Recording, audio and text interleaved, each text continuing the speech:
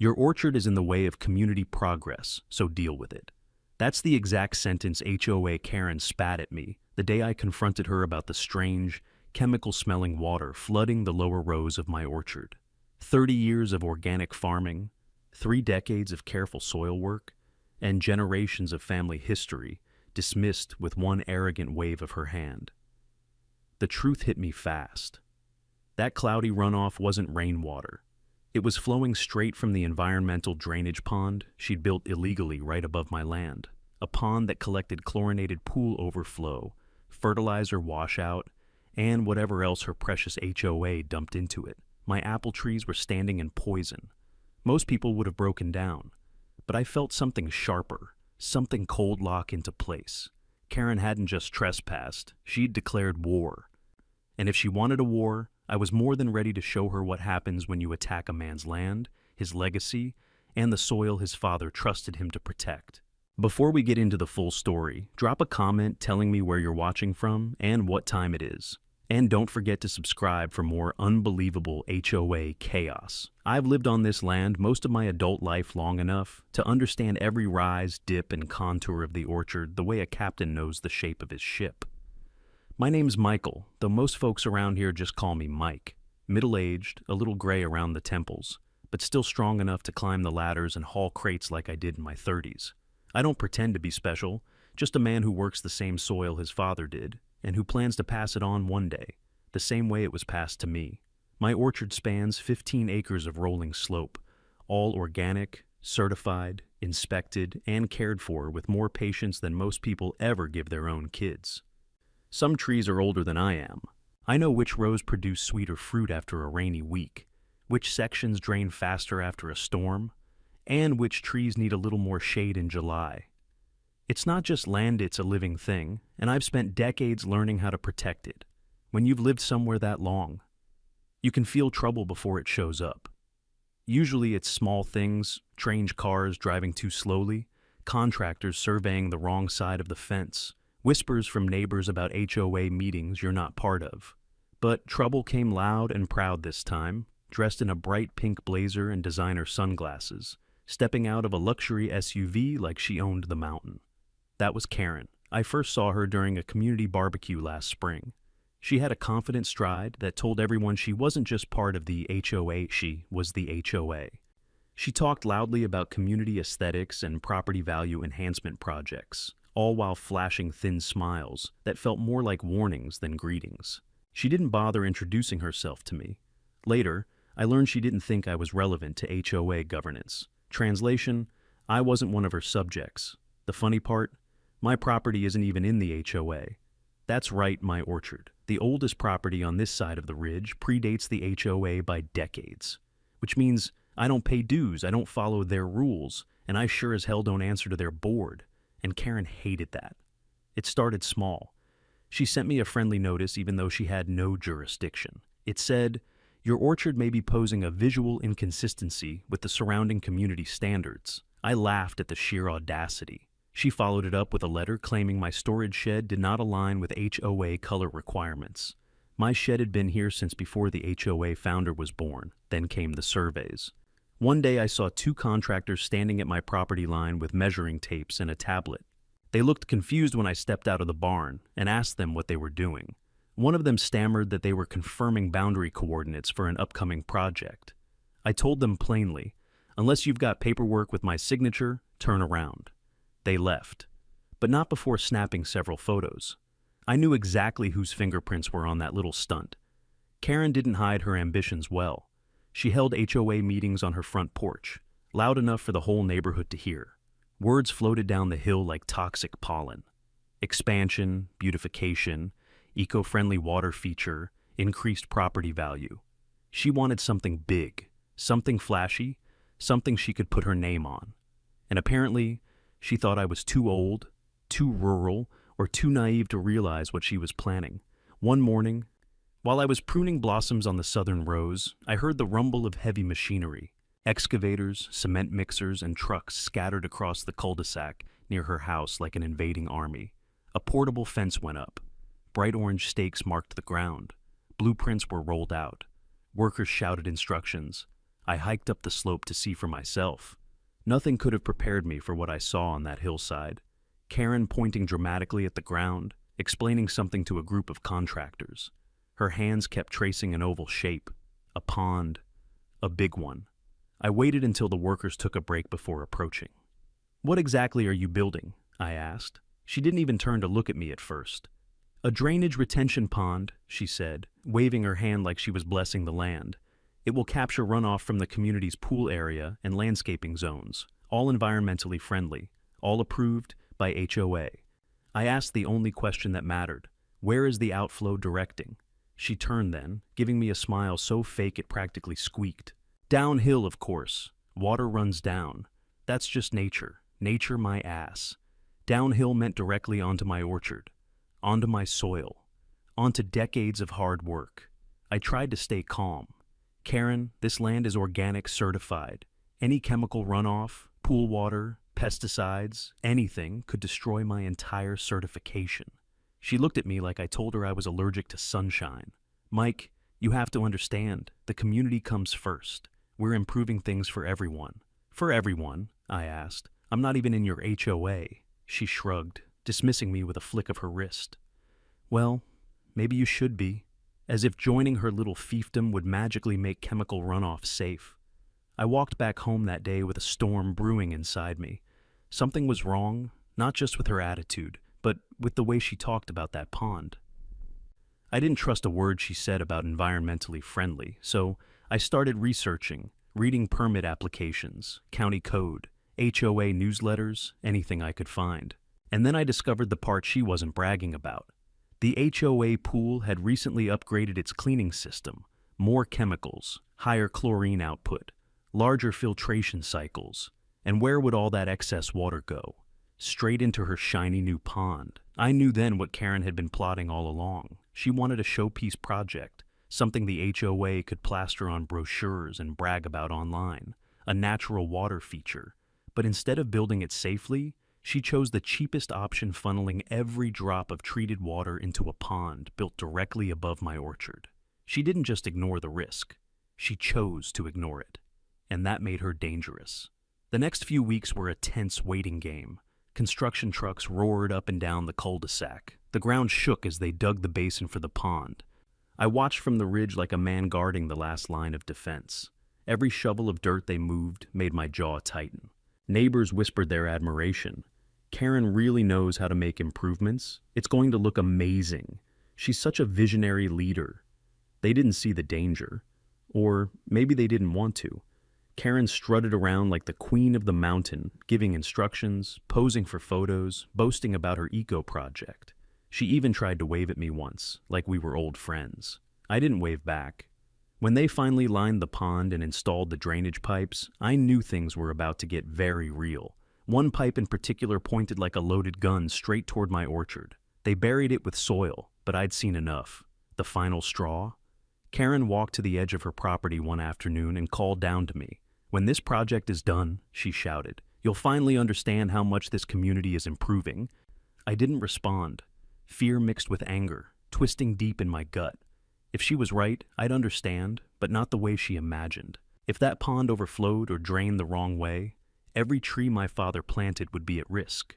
Every apple we harvested, every certification earned through years of sacrifice. And Karen didn't care. She didn't care about the land, the history, or the truth. She cared about applause, she cared about being admired, and she cared about winning, even if it meant destroying everything I'd built. I walked the rows of my orchard that evening, touching the bark of the trees like they were family. The sun set slowly behind the ridge, painting the sky orange. I made myself a promise right there. If Karen wanted to turn my orchard into collateral damage for her ego, I would make sure she paid for it. Not with anger, not with violence, but with truth. And with evidence strong enough to take down her pond, her project, and her entire HOA empire. The first real sign that things were about to get worse came on a windy Tuesday morning. I was sipping coffee on my porch when I noticed a white HOA envelope sticking out of my mailbox like it was trying to escape. HOA mail is always bad news, even when you're not part of the HOA, especially when Karen is running the show. I pulled it out. already knowing I wasn't going to like whatever was inside. The letter was typed in a tone so smug I could practically hear Karen's voice narrating it. It read, "Notice of community concern. Your orchard may present visual obstruction and aesthetic inconsistencies. Immediate review is required." I laughed out loud. Aesthetic inconsistencies? My orchard was here before any of their pastel-colored mansions, before the overpriced landscaping, before the HOA was even a scribble on a legal form. But Karen didn't care about history. She cared about control. And I could tell she'd been waiting for an excuse, any excuse, to put pressure on me. I thought ignoring the letter would send a message that I wasn't buying into her nonsense. But just 2 days later, a second letter arrived, this one more aggressive. Failure to comply may result in a formal HOA action. Formal action? Against someone who wasn't even a member? Karen was so used to pushing people around that she didn't bother checking jurisdiction. She assumed she was queen of anything she could see from her porch. I considered walking up to her house right then and there just to set things straight. But something told me to wait. People like Karen always reveal their true intentions when they think they're winning. And sure enough, the real move came a week later. I was loading crates into the back of my truck when I heard voices near the southern fence, line low, clipped, professional-sounding voices. I crept through the trees until I saw 2 men wearing reflective vests carrying surveying equipment. They were walking the perimeter like they were checking measurements. Their tablet screens glowed with boundary lines. My boundary lines. Except their map wasn't quite right. They had extended their digital plot several feet into my property. I stepped out of the brush. "You boys lost?" I asked. The younger one jumped. The older one stiffened, straightening his back. "We're conducting a community infrastructure assessment," he said. I asked for paperwork. They said the HOA had authorized it. I told them the HOA had no authority on my land. The men exchanged uneasy glances, quietly packed up their equipment, and hightailed it out of there. But they'd already done what they came to do. Verify that the slope from Karen's drainage pond lined up perfectly with the downward path into my orchard. And if the contractors knew that, then Karen definitely knew it too. Later that afternoon, I stood on the upper ridge and watched Karen walking the hillside with her tablet tucked under her arm. Her oversized sunglasses practically covered half her face, but I knew that air of superiority. She was pointing at the freshly surveyed ground, talking excitedly to another HOA board member, Laura, the one who always trailed behind Karen like a loyal shadow. They nodded, gestured, laughed like 2 villains plotting a takeover. And that's when I realized Karen wasn't just building a water feature. She was laying the groundwork for a power grab, a big one. That drainage pond was step 1 of her community improvement master plan. I'd overheard neighbors saying she wanted to turn this whole side of the hill into a scenic walking trail, complete with benches, decorative lights, and signage that screamed HOA property. My orchard stood directly in the way of that plan, and she knew she couldn't touch my land legally, so she was trying to devalue it, undermine its safety, maybe even force it into condemnation. If she couldn't buy my land, she'd try to ruin it. A few days later, Karen decided to escalate in the pettiest way imaginable. I was repairing irrigation lines near the eastern rows when she strutted down the paved path with that clipboard she always carried, like the world's most aggressive hall monitor. She called out, "Mike, I need to speak to you about a violation." I didn't respond at first. I was trying to decide whether to laugh or tell her to walk back up the hill before she sprained her entitlement. But she kept talking. "Your orchard shed is not compliant with the approved color palette." I stood up slowly. "Approved by who?" She flashed her brightest fake smile. "The HOA, of course." "I'm not in your HOA." "Oh, but your property is visible to the community," she said, tapping her clipboard. And visual harmony is essential. It affects property values. So you're telling me my shed is ruining property values? Of houses that look like Instagram filters exploded on them?" Her smile twitched. A vein near her left temple pulsed. "The shed must be repainted," she insisted.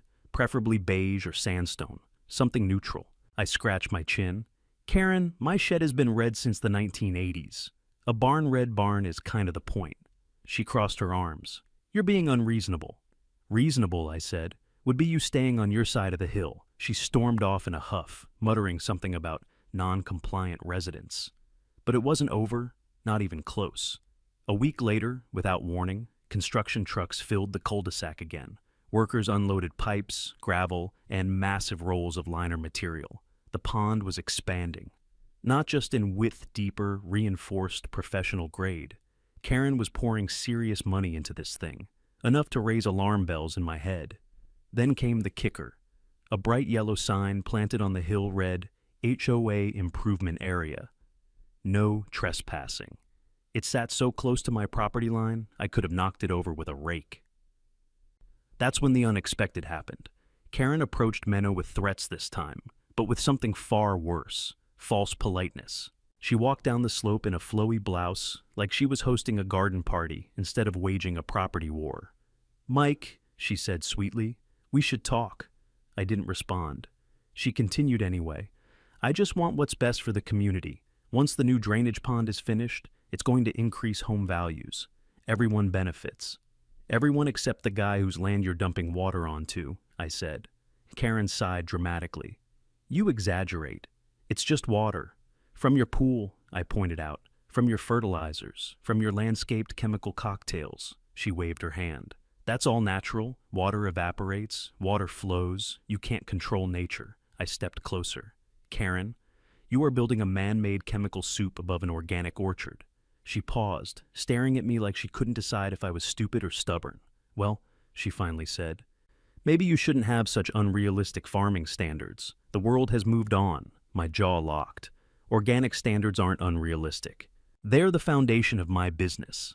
Karen gave me a pitying look, the kind someone gives a child who's telling a silly story. "Someday you'll understand what real progress looks like." Then she turned and walked back up the hill, already dialing someone, probably the HOA board, ready to brag about how she'd handled the orchard situation. Something inside me shifted that day. I'd always been a patient man. Farming requires patience, seasons, cycles, slow growth.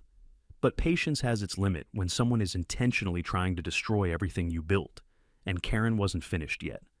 2 mornings later, I saw something that made my stomach drop. A team of contractors was installing a secondary pipeline, snaking down from the pond's outflow area, pointing unmistakably toward my orchard. They buried it quickly, maybe thinking I wouldn't notice. But I'd been watching the ground for 30 years. I notice everything. A storm rolled in that afternoon. Heavy clouds, dark sky, thunder rumbling behind the ridge. I knew the rain would test the new system, so I grabbed my coat, my flashlight, and my boots, and waited. When the rain hit, it hit hard. Water poured off the hillside. I braced myself against the wind and slogged up the slope. Standing at the edge of Karen's property, in the downpour, I saw it. Water gushing from the lower pipe like a burst artery. A waterfall of murky runoff surging directly toward the southern rows of my orchard. It wasn't an accident. It was deliberate. And from the look of the flow, it had been engineered that way. My orchard was in danger. My land was under attack. And Karen had no idea what kind of storm she had just unleashed. Rain has a way of telling the truth. You can hide a pipe, you can bury lines, you can disguise runoff with landscaping. But when the sky opens up, everything reveals itself. And on that stormy night, the truth came pouring down the hill like a confession. I stood there, soaked to the bone, listening to the roar of water blasting out of Karen's newly installed outflow pipe. It didn't just trickle. It didn't merely overflow. It surged in a violent stream, cutting through soil, dragging mulch, gravel, and whatever chemical mix the HOA used in their eco-maintenance program. The water fanned out across the southern rows of my orchard, forming shallow rivers between the trees. I splashed forward through the mud, crouching near the stream, and caught a handful of the runoff. It smelled sharp like chlorine mixed with synthetic fertilizers. My stomach tightened as the realization hit. This wasn't just rainwater. It carried chemicals from the HOA's pool, communal landscaping, and who knows what else. My orchard wasn't just getting wet, it was getting poisoned. Even in the fading light, I could see subtle changes in the leaves on the lower trees' edges curling slightly, some already yellowing in ways that didn't match the season. It only took a day or two for chemical damage to show up, and judging by the volume of water coming down the hill, the trees had been drinking it in faster than I could have imagined. I ran my fingers through the soil. The dirt felt slick, unnaturally smooth. Healthy organic soil has texture, crumbly, alive, breathing. This felt dead, suffocated. A flash of lightning illuminated the hillside, and in that split second of white light, I noticed movement at the top of the slope. Karen stood under her porch awning, arms crossed, a hood pulled over her head. She wasn't surprised. She wasn't alarmed. She was watching. Watching as runoff from her project washed into my orchard. Watching as my land absorbed toxins. Watching as everything my father and I had built fell under threat. And she said nothing. The next morning, I woke early and walked the orchard before sunrise. The rain had stopped, but the ground still squished under my boots. Patches of standing water mirrored the dawn sky. I moved from tree to tree, checking the lower rows. The damage wasn't dramatic yet, but it was undeniable. A few leaves had changed color overnight. Fruit that should have been firm felt softer to the touch. I felt anger rising like heat from the earth. Anger, and something else, fear. Not for myself, but for the orchard. For the trees that depended on me to keep them safe. For the legacy my father left behind. Chemical contamination is like wildfire. Once it starts, it spreads fast. I needed proof. Solid proof. So I gathered water samples in sterile jars, carefully marking each one with the exact location and time. I took photos close-ups of leaves, patches of odd discoloration in the soil, and the muddy stream that carved its way from the hillside. I even mapped it out using GPS tracking on my phone, marking the flow path. Around mid-morning, I heard a vehicle pulling up. I turned to see Karen walking toward the fence line with that familiar, "I'm here to supervise" posture. She had an umbrella, even though the rain had stopped hours ago. Of course she did. Karen never came outside unless she had the chance to look superior. "Morning, Mike," she said, voice bright and fake. "Quite a storm last night." I didn't answer at first. I just looked at her, waiting to see if she'd even pretend to care about the obvious water damage. She glanced around casually, like she was touring a museum exhibit she didn't understand. "You know, water runoff is perfectly natural after heavy rain," she said. "I hope you're not planning to blame the HOA for bad weather." I stepped closer. "You installed a pipe, Karen. A pipe that channels pool water and landscaping chemicals straight into my orchard." She laughed, actually laughed. "Oh, Mike, don't be dramatic. The HOA uses eco-friendly treatments." "Karen," I said, forcing calm into my voice. "Chlorine isn't eco-friendly." She shrugged. "It evaporates. Science." "No," I said firmly. "It drains into soil. My soil." Her expression hardened. "Well, maybe if your orchard wasn't right in the drainage path, we wouldn't have this problem. Your drainage path wasn't here before you built the pond." I shot back. She lifted her chin. "The HOA board approved our design. Everything is up to code." Then she added with a little smirk, "I don't think you'd want to challenge the HOA on this. It won't end well for you." There it was. A threat thinly veiled, but unmistakable. I took a step closer. "I've been on this land longer than your HOA has existed. You may bully your board members and neighbors, but you're not bullying me." Her face twitched, a sign I'd hit a nerve. "Mike," she said, voice tight, "all I want is for our community to improve. If a little runoff touches your orchard touches," I interrupted, "it's drowning." She rolled her eyes. "You're overreacting. Honestly, you farmers get emotional over everything." For a brief moment, I genuinely thought I might lose my temper. But I didn't. Losing my temper wouldn't help my orchard. It wouldn't stop the contamination, and it wouldn't win the battle I knew was coming. So, instead, I said, "I've collected samples. I'll get them tested." Karen blinked, the first sign of real concern crossing her face. "Tested? Tested for what? For chlorine levels? For chemical residues? For proof?" Karen shook her head like she was brushing away a fly. "You're wasting your time. Even if you think there's contamination, the HOA is protected. Everything we do is documented and approved." "Good," I said, "because I'm documenting everything too." Her lips pressed into a thin line. She didn't like that. Karen loved oversight when she was the one overseeing, but the idea of someone gathering evidence against her, that rattled her. She spun around and walked back up the hill, heels digging into the soft ground. I watched her go, rainwater still dripping from the slope like the land itself was trying to warn me. That afternoon, I drove into town with my jars of water and soil. The environmental lab technician recognized Mesmal Community's work like that and promised to run the tests as soon as possible. I spent the next 2 days on edge, pacing the orchard, watching every leaf like it was a sick child. The damage grew clearer, more yellowing, more wilting. A few young apples had fallen prematurely. My stomach twisted with each new sign. Then the call came. The technician's voice was careful, too careful. "Mike, those water samples from your property, they're showing 2.8 to 3.4 parts per million of chlorine." I closed my eyes. "That's catastrophic." "For organic soil?" he said. "Yes, very." The moment I hung up, the weight of the truth slammed into me. My orchard, my life's work, was officially contaminated. Organic certification doesn't bend. No wiggle room, no appeals, one strike, and decades of trust vanish. That evening, as the sun dipped behind the ridge, I walked the orchard alone. The air smelled damp and faintly chemical. Some trees looked sick, others looked confused, as if unsure how to respond to the sudden shock. I stopped at one of the oldest trees, a tall, sturdy apple tree my father planted with his own hands. I rested my palm against its trunk. "I'm going to fix this," I whispered. "I swear." Karen had crossed a line she could never uncross. This wasn't a dispute anymore. This was war, and I wasn't going to lose. When I finally decided to confront Karen directly, I didn't plan it as some dramatic showdown. I told myself it would be calm, rational, straightforward. Just two adults discussing a serious problem.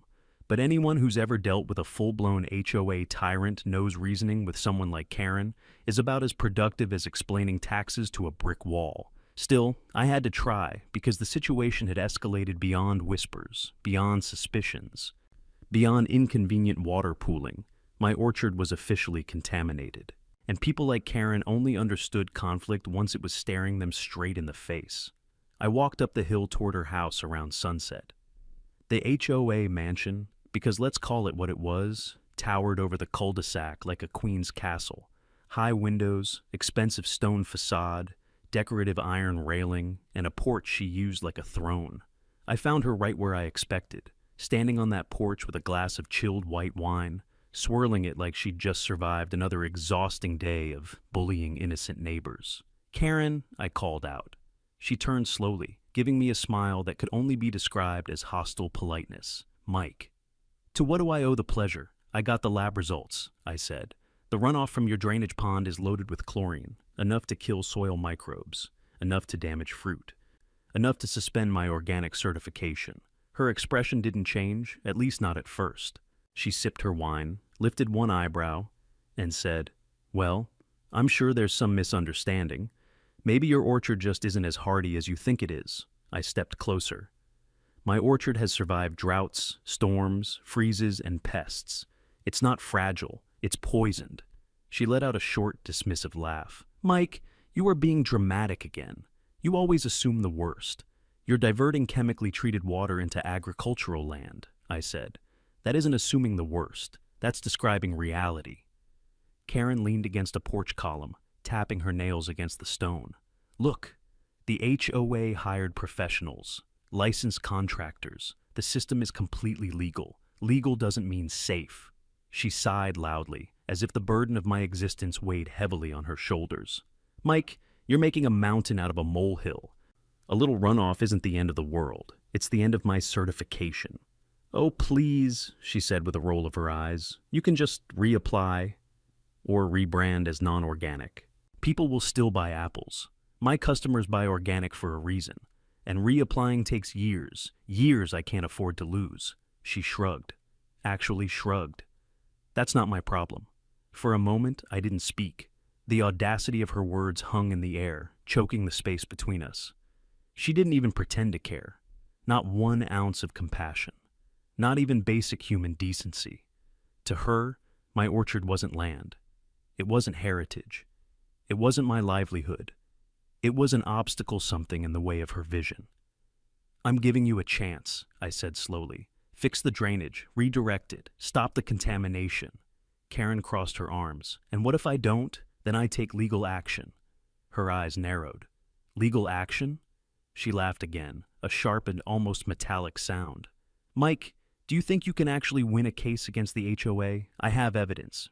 "And the HOA has lawyers," she snapped. "Real ones, expensive ones. You think your little orchard can go up against a full homeowners association?" "If that's what it takes," I said. "Yes." Something flickered in her eyes. Then fear, or maybe rage, or maybe both. She set her wineglass down hard enough that the stem nearly snapped. You don't get it, do you? The community supports this project. Everyone wants the pond. Everyone agrees with me. What they want, I said, and what's legal are two different things. She stepped closer until we were only a few feet apart. You think you can scare me with your jars of water, your little tests? Newsflash, Mike, the county approved our plans. The county approved incomplete plans, I said. They weren't told about the outflow pipe. They weren't told your pond would channel chemicals downhill. Karen's jaw tightened. She hadn't expected me to know that. She had no idea I'd spent the last week reviewing every public record, every building permit, every engineering diagram. You are playing a dangerous game, she whispered. No, I corrected. You are. I'm just cleaning up the mess. We stood in silence for a moment, the tension buzzing like power lines. I could see her calculating, trying to decide whether intimidation or charm was the better tactic. Eventually, she chose intimidation. Mike, she said, voice low and cold, consider this your last warning. If you take another step to interfere with this project, the HOA will file a cease and desist. We will pursue damages, and I will personally ensure you pay every penny. I almost laughed. Damages? For what? Protecting my own property? She smiled. Not kindly, not warmly, but cruelly, for defamation, for harassment, for obstruction, for whatever I want. When you have influence, you'd be amazed at what you can classify as a violation. You're threatening to weaponize the HOA. I'm promising it, she corrected. At that moment, something inside me hardened. Not anger, not fear, but resolve. You can break a fence. You can tear up a road. You can flood land. But once you break a man's resolve, you lose. Karen didn't know it yet, but she'd just lost. I'll see you in court, I said simply. Then I turned and walked away. But Karen wasn't finished. The next morning, I found a fresh stack of HOA envelopes in my mailbox. Violations, warnings, demands, everything from unauthorized farming structures to visual obstruction to community paths. Half of it didn't even make sense. One notice accused me of non-compliant grass height, even though I didn't have grass, I had trees. They were drowning me in paperwork, harassment by bureaucracy. But I kept my cool. I filed every piece of paper. I documented everything. I didn't throw away a single letter. HOA bullies rely on intimidation. They crumble under proof. 2 days later, the county inspector showed up. Karen had filed a complaint that I was constructing unauthorized water retention wells. The inspector walked the orchard with me, looked around and said, "This is clearly nonsense." He wrote his report, closed the case, and apologized for the inconvenience. Karen wasn't happy. That evening, as I checked the northern rows, I heard footsteps on gravel. I turned to see her stomping down the slope, face red, eyes blazing. "Did you tell the inspector I'm filing false reports?" she demanded. "No," I said calmly. "He figured that out himself." "This is harassment. This is survival," I replied. "You poison my land. You think I'm just going to lie down and take it?" She clenched her fists. "The HOA will not let this slide." I looked her dead in the eye, and neither will I. Karen stormed back up the hill like a furious toddler denied a toy. I watched her go, my heart pounding but my mind sharper than ever. She wanted war. Fine. I wasn't scared of her. I wasn't scared of her board. I wasn't scared of her threats. Because I had truth on my side, and truth leaves a trail I was about to follow all the way to destroying her project and her precious HOA empire from the inside out. Hiring a lawyer wasn't something I took lightly. I'm not the type who runs to attorneys every time a neighbor's dog barks too loudly or someone puts their trash cans out a few hours early. But this wasn't a petty dispute. This was my land, my livelihood, my father's legacy, and Karen was poisoning it without hesitation. I needed someone who understood environmental law, property boundaries, water rights, and maybe, if possible, the psychology of a tyrannical HOA president. Enter Daniel Keats. Daniel was a sharp, no-nonsense environmental attorney who'd once sued a mining company so brutally they shut down an entire division. When he shook my hand for the first time, he said, "If they've violated water codes, we'll find it. If they've contaminated your property, we'll prove it. And if they've lied, well, that's where things get fun." Exactly the kind of guy I needed. We met at my kitchen table, stacks of photos, water samples, and notes spread across the wood. Daniel examined everything with the kind of intensity usually reserved for bomb defusal experts. "You've done half my job already," he said, tapping one of the water test reports. "Chlorine levels this high? HOA is cooked if we prove the runoff came from their pond, but we need more. We need footage, flow patterns, dates, times, consistency." "I've got all that," I said, handing him my notebook. He flipped through it, eyebrows rising. "You're thorough. When my land is on the line," I replied, "I don't leave things to chance." Daniel nodded appreciatively. "Good. Because if Karen is as stubborn as you say, she'll fight this tooth and nail. We need indisputable evidence." So that's exactly what I set out to gather. Over the next week, I became part farmer, part detective.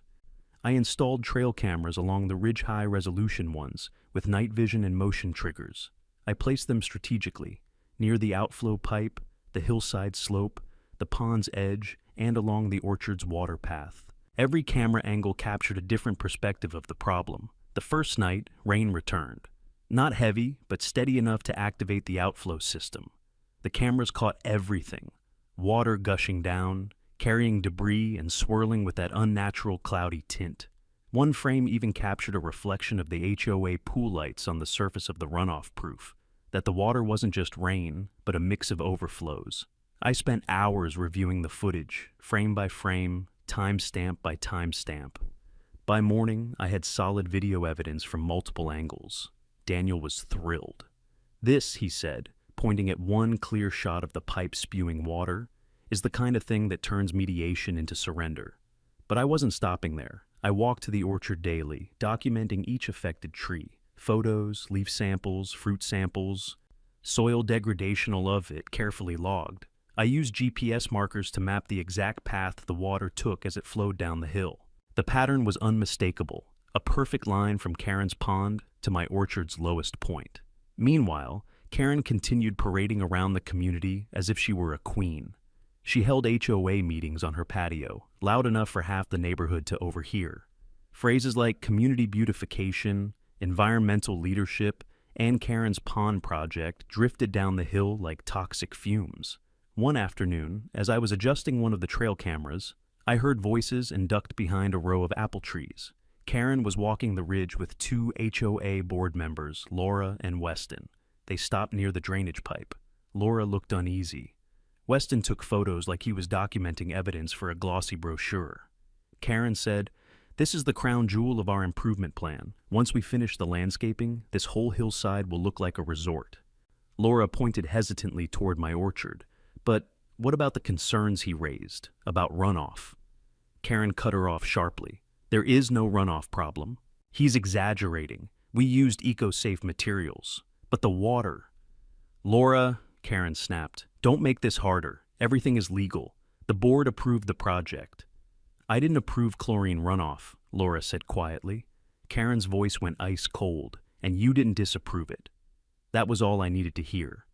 Their own board was uneasy, but Karen bullied them into submission. I stepped out from behind the trees before they walked away. "Karen," I called.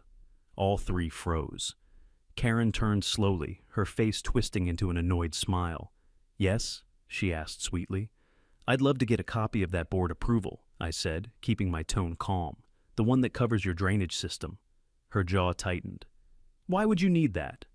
"For my records, you're not entitled to HOA documents," she said. "I'm entitled to any document that pertains to where your water goes."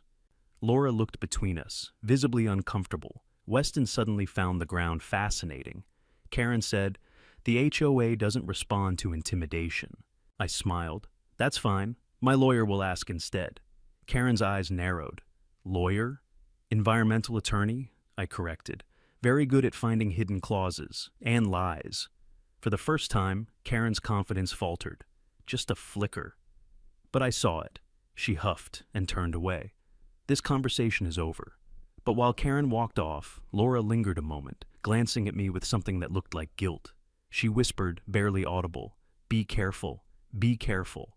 When HOA board members start whispering warnings, you know something rotten is happening. Later that evening, I received an anonymous text.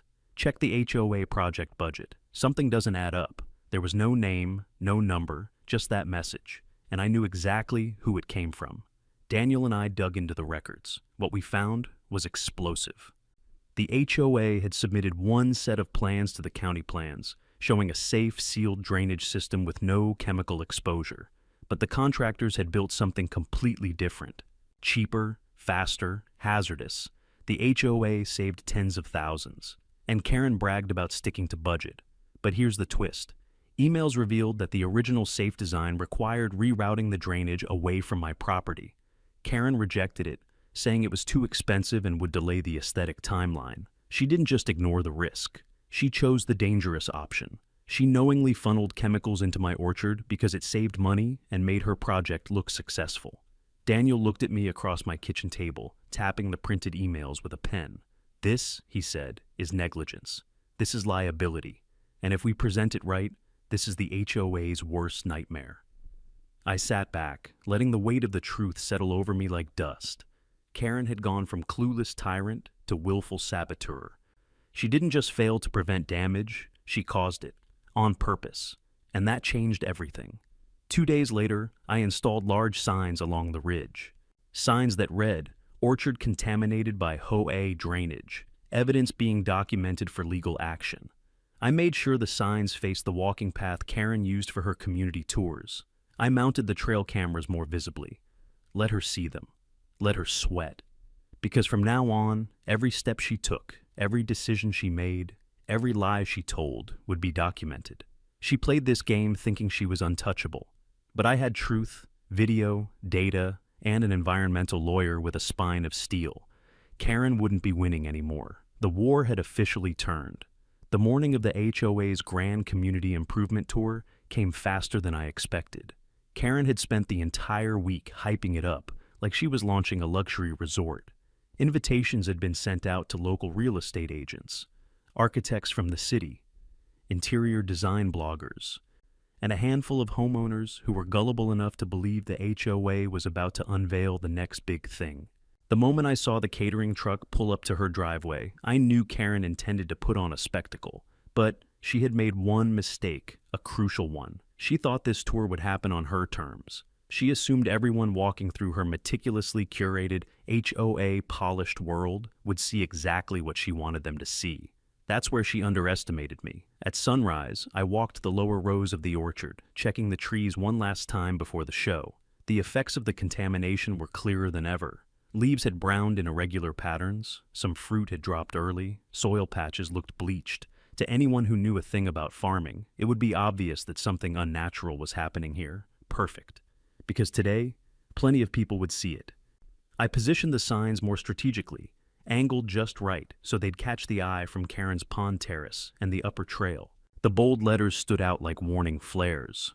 Organic orchard damaged by unlawful HOA runoff. Documentation in progress. The trail cameras blinked red whenever they detected motion, each tiny flash a reminder that truth doesn't hide. And finally, I set up a cluster of equipments, hovels, buckets, markers, right in the middle of the most visibly harmed section of the orchard. Not staged, just honest work. But well-timed. As guests began arriving uphill, I could hear the cheerful chatter drifting down the slope. Laughter, small talk. Compliments about the scenery. The kind of surface-level excitement that happens before reality hits. Karen's voice stood out above the rest, dripping with pride. This way, right this way. Welcome to our showcase of modern HOA environmental design. I almost snorted. Environmental design? Yeah. If you counted ecological destruction as a design goal, I positioned myself where the orchard dipped low enough to offer a perfect upward view. Sure enough, as guests stepped onto the pond terrace, several immediately noticed the signs down the slope. One woman squinted, shading her eyes. A man beside her muttered something and leaned closer to read. Karen followed their gaze, and her smile froze, then faltered, then reappeared far too quickly. "Oh, that," she said loudly, "is simply a neighbor stirring up trouble. Not important." She tried to usher them away, but the human brain is funny tell people not to look, and they stare harder. I began trimming a sick tree, making the movement slow, deliberate, visible. Another guest pointed toward me. "Is that the orchard Karen mentioned?" he asked. "The organic one?" Karen stiffened. It's not relevant to the tour, she said. Let's move along. But curiosity is contagious, especially among people who pride themselves on being informed. Soon more guests leaned over the railing, whispering, speculating. One finally asked what everyone else was thinking. Why does it say contaminated down there? Karen exhaled sharply. Miscommunication, she insisted. Just a dramatic farmer making a fuss. I'd had enough. I walked toward the slope where they could see me clearly. It's not miscommunication, I said loudly enough to carry uphill. Your HOA runoff killed my soil. The whole terrace fell silent. Karen spun around, eyes blazing. Mike, she hissed, this is a private event. And your drainage pond isn't, I replied. It's public enough to poison my land. A man wearing a crisp button-down shirt stepped closer to the railing. Excuse me, he called out. Is the chlorine contamination real? Before Karen could speak, I held up one of the test reports. Independent lab results, I said. 3.2 parts per million chlorine runoff. Enough to destroy organic certification. Another woman gasped. Certification? You're organic? I nodded. Was. 30 years. The correct gone in weeks. Karen's face went red. This is slander, she snapped. Absolute slander. He's exaggerating. The pond is eco-friendly. One of the architects jerked his head toward the pond. Eco-friendly? That liner is commercial grade, but I see no filtration system. None at all. And that outflow pipe, was it inspected? Karen sputtered. Of course it was. By professionals. Which firm? He asked. She froze. Her mouth opened, but the name didn't come out.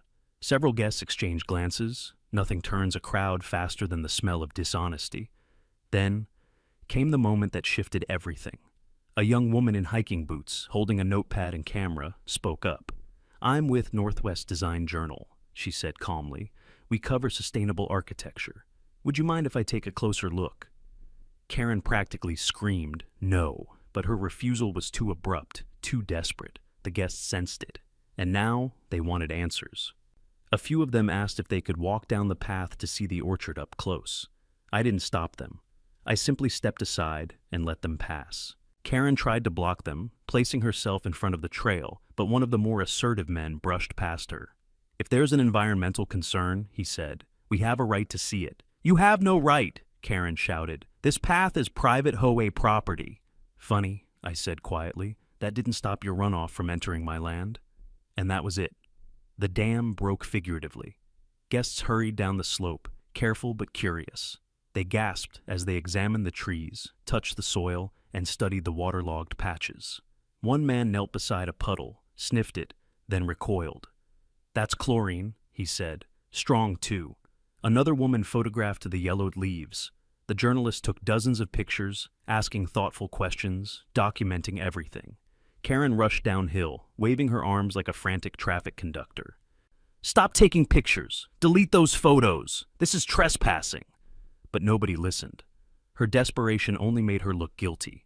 When she tried to grab the journalist's camera, the woman stepped back sharply. Ma'am, she said firmly, touch me again and you'll be the headline.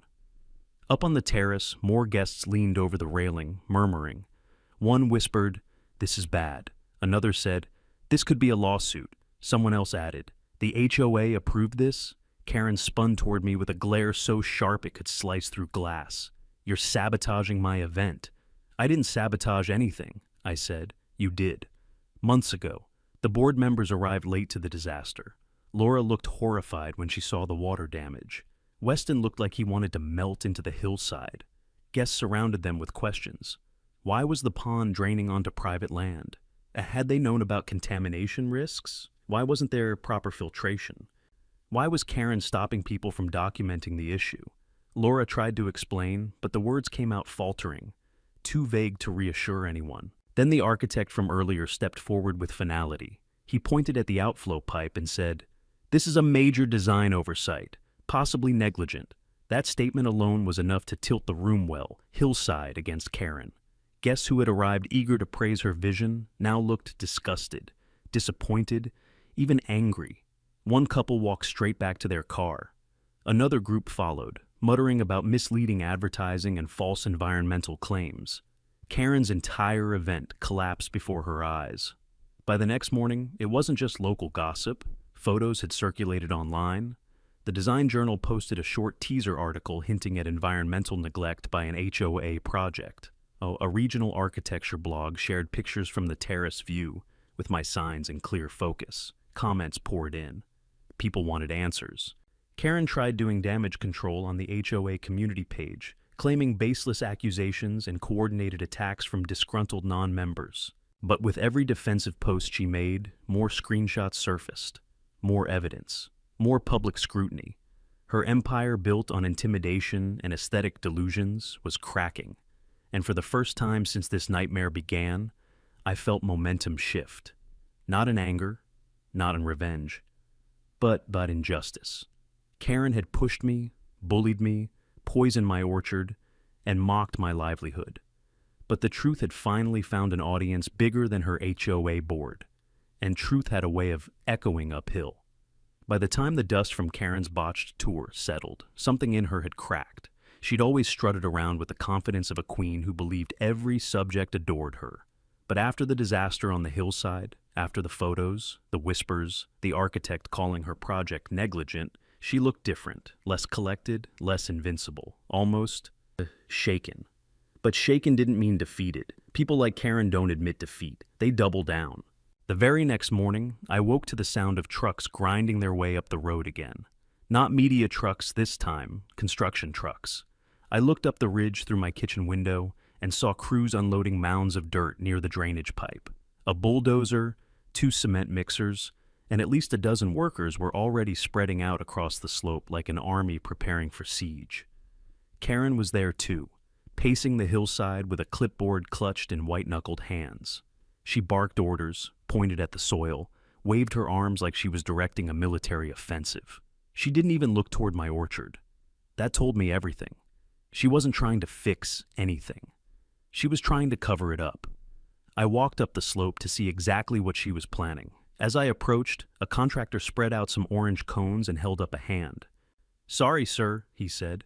"HOA project zone, no access." I ignored him and kept walking. Karen spun around, her face flushing the moment she saw me. "You can't be here, Mike," she snapped. "This is an active construction site." "I know," I said calmly. "That's why I'm here.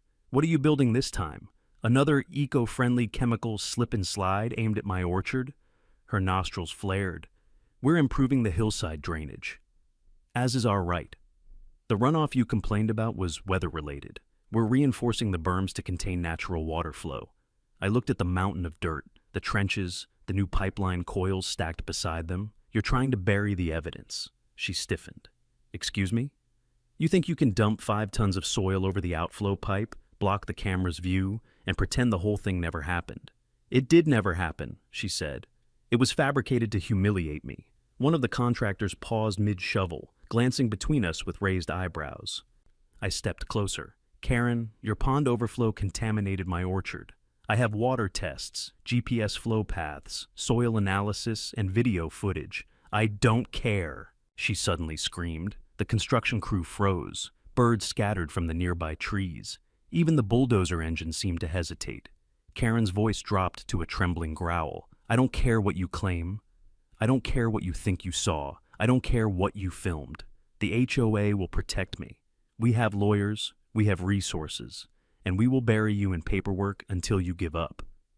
"You already buried my land," I said quietly, "but I'm not going anywhere." She stared at me for a long second, something flickering in her eyes, rage, panic, or maybe the first flicker of fear that the world wasn't bending the way she wanted. Karen turned back to the workers, yelling, "Cover every exposed section. Add more soil. I want that slope reinforced before the end of the day." I walked back down the hill, but as I reached the orchard, I heard a sound water, rushing water, and not from the main outflow pipe. A thin stream was cutting down a new path on the far end of the slope.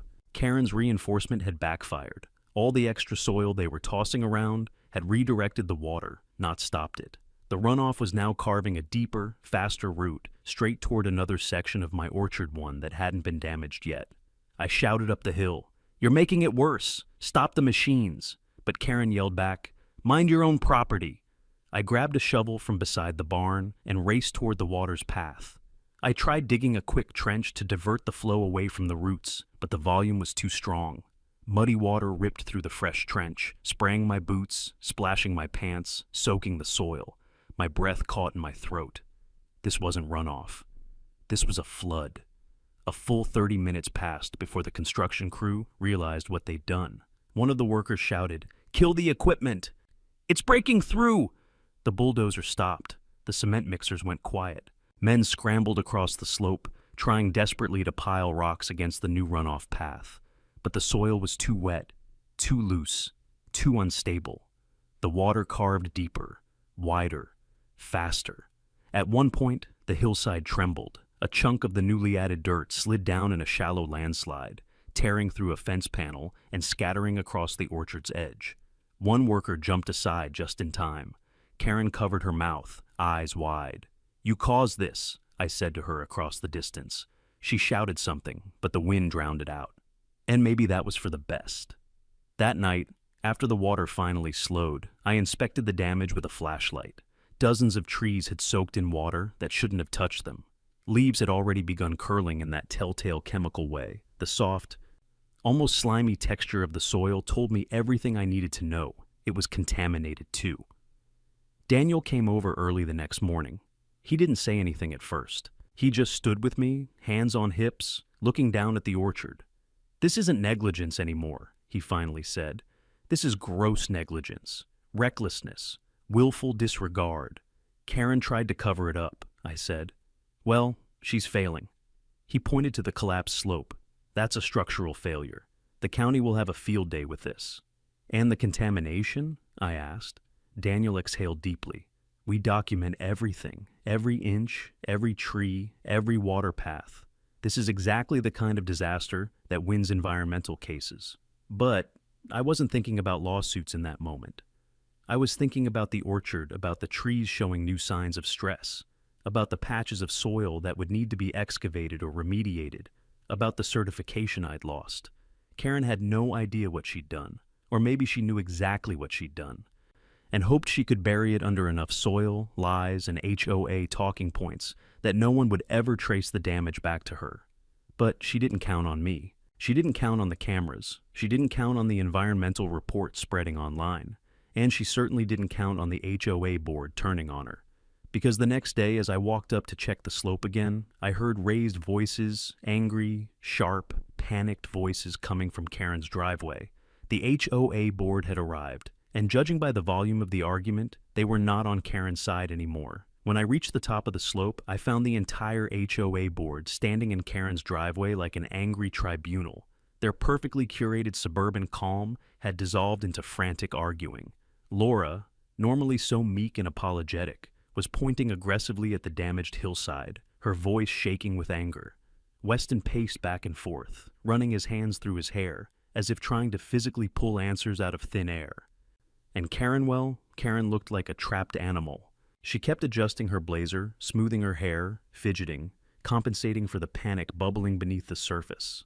Laura was the first to notice me approaching. For once, she didn't flinch. She looked furious at the situation, furious at Karen, furious at the mountain of consequences about to bury them all. "Mike," she called out, her voice tight. "We need to talk." Karen whirled around. "No, we don't. He's the one causing problems." Laura shut her down with a glare I'd never seen from her before. "Karen, enough."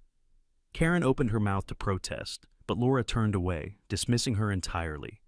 That moment alone told me everything. The board wasn't defending their queen anymore. They were preparing to overthrow her. Weston walked up, holding a clipboard full of inspection photos. "We reviewed the drainage system," he said, avoiding eye contact, or what's left of it. He flipped the clipboard around so I could see. The images showed clear violations: improper slope grading, unauthorized pipe alterations, and the unstable berm Karen had ordered the construction crew to build. "This isn't what was approved," he said. "Not even close." Karen lunged toward him, grabbing the clipboard. "You're not supposed to show him that!" Laura snatched it back. "Karen, stop! This is a disaster, and you know it." Karen's face reddened. "I know nothing of the sort.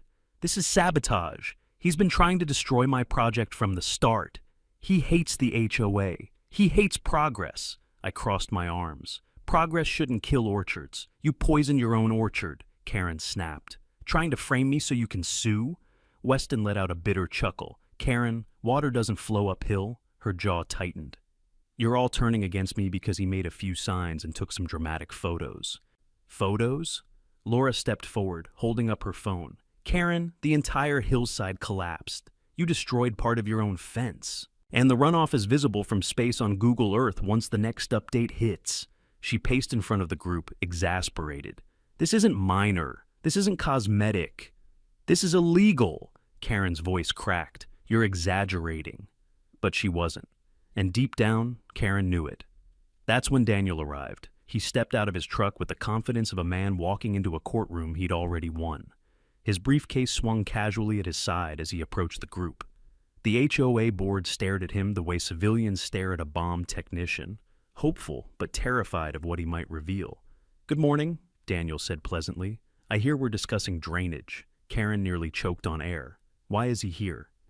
I invited him, I said. Daniel opened his briefcase, pulled out printed lab results, and handed copies to each board member.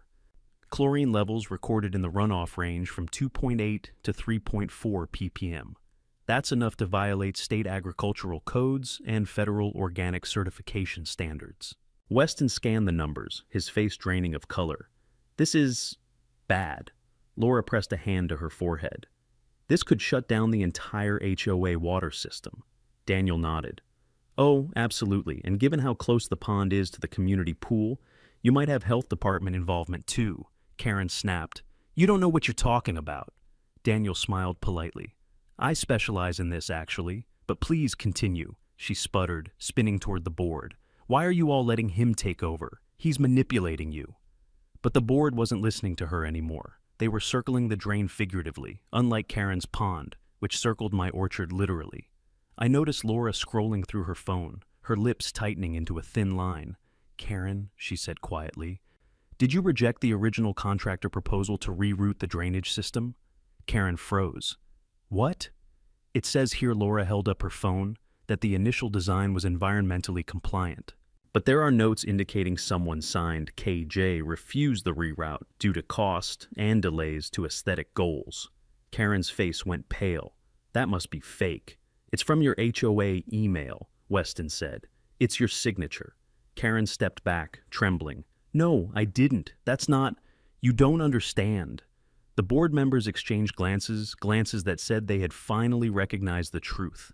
Karen had gambled with their money, their liability, their reputations.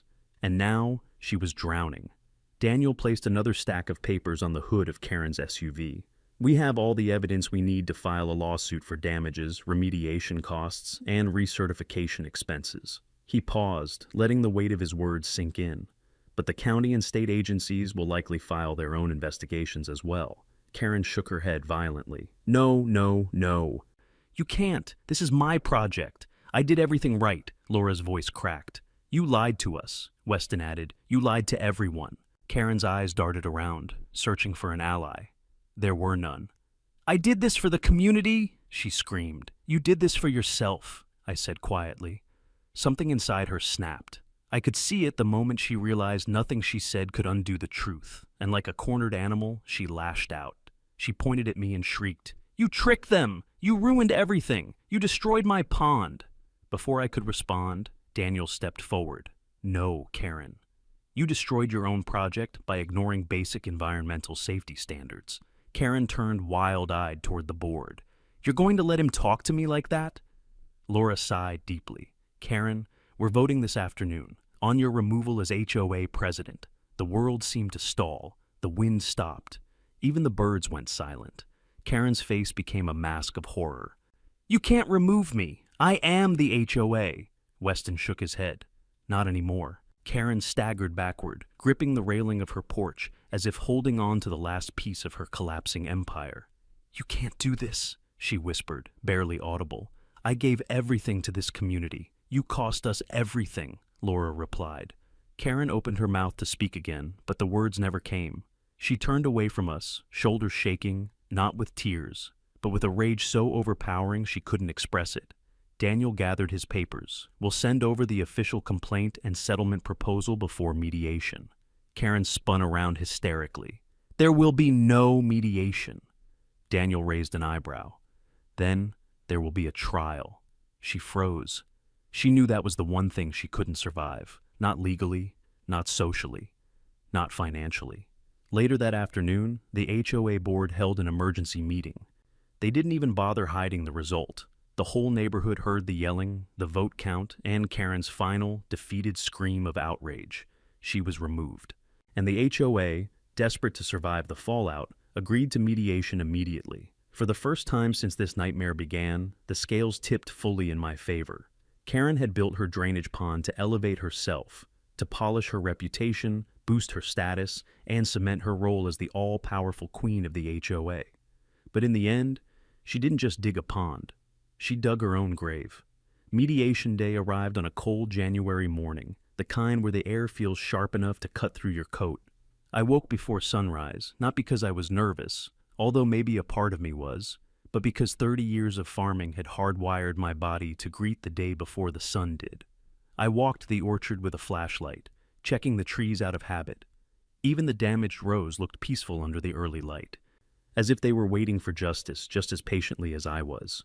Daniel met me in the driveway, his breath forming little clouds in the cold air. He had a calmness about him, the kind of confidence you only see in someone who knows exactly how the next 8 hours will go.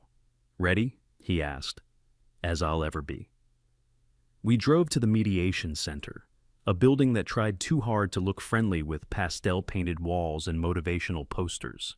Inside, the conference room was already half full. The HOA board members sat together, stiff and pale, like students waiting outside a principal's office.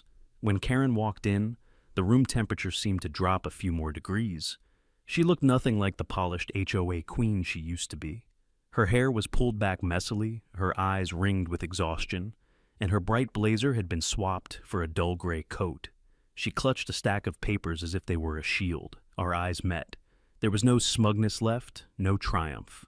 Just resentment and fear woven together into a single expression. Her lawyera younger man with slicked back hair and an expensive suit guided her to a seat across from me. He gave me a polite nod. Karen refused to look my way. The mediator entered, a woman with reading glasses perched on the tip of her nose, and the kind of presence that made everyone sit up straighter. She introduced herself, explained the rules, and then asked each side to give an opening statement. Daniel went first. He laid everything out with the precision of a surgeon. Timeline, evidence, impact. He showed photos of my orchard before and after contamination. He displayed the lab results. He projected drone footage showing the runoff carving through the hillside. Then he presented the internal HOA emails, the smoking gun. The ones with Karen's initials. The ones that proved she'd rejected the safe drainage design to save money and meet her aesthetic timeline. He didn't raise his voice. He didn't dramatize. He simply revealed the truth piece by piece, letting the facts crush the room under their own weight. When he finished, the mediator nodded. "Thank you." "HOA, your statement," Karen's lawyer cleared his throat. "We acknowledge there were construction issues and unforeseen slope failures, but my client Daniel slid another document forward. This email is dated 2 months before the construction even began. The issues were foreseen." The lawyer froze. Laura leaned forward, rubbing her forehead as if she had a headache that started last month and never left. "We didn't know," she whispered. "She told us the reroute was unnecessary." Karen shot her a glare sharp enough to cut steel. The lawyer scrambled to regain footing. Even if there was knowledge of potential issues, the HOA made decisions. As a collective, Daniel interrupted again. "That's not what these messages suggest." He pointed at a line in the email chain. "Board doesn't need full details. We move forward now." Signed, KJ. The room went silent. The lawyer looked betrayed. Karen looked cornered. The board members looked like they regretted every meeting they ever attended with her. The mediator turned to Karen. "Do you want to respond to this?" Karen opened her mouth, closed it, opened it again. Her throat bobbed. Her voice came out hoarse and small. I was trying to do something good for the community," she said. "The project was meant to improve property values." Her lawyer placed a hand on her arm. She shook him off. "I didn't think the runoff would actually hurt anything," she continued. "It's just water. It's not like I intended to destroy his orchard. It was chemically treated water," I said quietly. "You knew that." Karen's jaw tightened. You were being difficult every step of the way. You refused to cooperate with the HOA, and you mocked my leadership. And you kept acting like your orchard mattered more than the entire community. It mattered more than your ego, Daniel said. Karen slammed her hands on the table. You don't understand what it's like to manage a whole neighborhood. The pressure, the expectations. Everyone always wants something, and I was the one who had to deliver. No one asked you to build a pond, Laura said sharply. Karen stared at her. I wanted people to see what I could do, to finally appreciate me. The confession hung in the air, brittle and heavy. The mediator waited a long moment before speaking. Let's discuss compensation. Daniel slid another folder across the table. We're asking for $380,000. That includes crop losses, soil remediation, recertification costs, legal fees, and environmental restoration. Karen's lawyer sputtered. This is excessive. Here are the breakdowns, Daniel said. All documented. The mediator reviewed the packet silently. These numbers are reasonable. HOA. Do you have a counteroffer? Laura whispered to the board members. They whispered back. Weston looked ready to cry. After a few minutes, Laura took a deep breath and said, We accept. Karen whipped around. What? You can't accept that. We can fight this. The board ignored her. Her lawyer whispered, Karen, the evidence is overwhelming. No, I won't let him win. She pointed at me, her finger trembling. He ruined my reputation. He humiliated me in front of the entire town. He sabotaged me. I didn't sabotage you, I said. You sabotaged yourself. Her breathing grew erratic. For a moment, I wondered if she might actually faint. The mediator cleared her throat. The HOA has agreed to the settlement. Let's move forward. Karen collapsed into her chair, hands covering her face.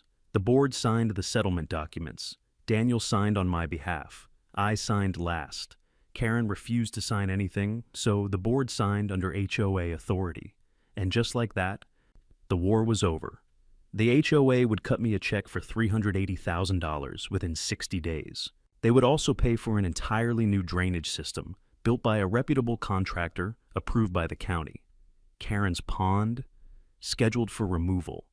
The entire structure would be dug up and replaced with a compliant system designed specifically to avoid runoff into my orchard. The HOA board issued a formal apology, both privately and publicly. Word spread through the neighborhood like wildfire. Comments, whispers, and relief filled the air. People seemed grateful someone had finally stood up to Karen. As for Karen, she disappeared from the community for a while. No more porch meetings, no more barking orders, no more nightly patrols pretending to enforce imaginary rules. She kept her curtains closed, her lights dim, and her head down. Weeks passed. One afternoon, as I was pruning a newly planted row of saplings, future generations of the orchard, I saw her at the ridge, standing quietly, staring at the work crews dismantling her pond. She didn't say anything, and I didn't either. Some battles don't need a final argument. The consequences speak loud enough. When the orchard began showing signs of recovery, when certification officials approved my remediation plan, when the soil tests slowly shifted back toward healthy levels, I felt something I hadn't felt in months: hope. It would take time to rebuild, but I wasn't alone. The community actually started supporting me. People brought organic mulch, compost, and volunteers to help plant new saplings. Even Laura stopped by with a handwritten note apologizing for everything. Karen never apologized, but I didn't need her to, because the truth had already beaten her. And my orchard? It would rise again stronger, healthier, and protected by the very justice she tried so hard to avoid. If there's one thing this entire ordeal taught me, it's that protecting what you love requires courage. Not the loud kind, not the flashy kind, but the quiet, stubborn kind that gets up every day and refuses to bow to injustice. Karen thought power came from titles, board meetings, and HOA politics. But real power comes from truth, persistence, and the willingness to stand your ground even when the odds feel impossible. Land remembers, effort matters, and nothing, absolutely nothing, can replace the legacy of hard work and integrity. So let me ask you this. Have you ever faced someone who tried to control you or push you around? Drop your story in the comments. I read all of them. And if you enjoy these real-life HOA battles and justice stories, hit that subscribe button and join the community. Your support helps this channel grow, and trust me, there are many more wild stories to come.